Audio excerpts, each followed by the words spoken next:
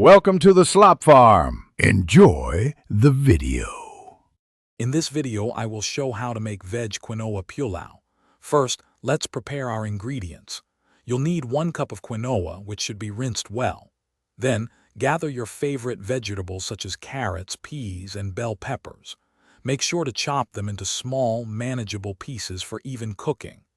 This initial prep work is key to a smooth cooking process and a delicious final dish. Now let's build the flavor base for our pulao. Heat 2 tablespoons of your preferred cooking oil in a pot over medium heat. Once hot, add whole spices like cumin seeds and a bay leaf, letting them sizzle for a few seconds. Next, add chopped onions and 1 teaspoon of ginger garlic paste, sautéing until the onions turn translucent and the aroma fills your kitchen. This step is crucial for a rich taste. It's time to bring everything together. Add your chopped vegetables to the pot, along with spices such as 1/4 teaspoon of turmeric and 1/2 teaspoon of garam masala. Stir well to combine.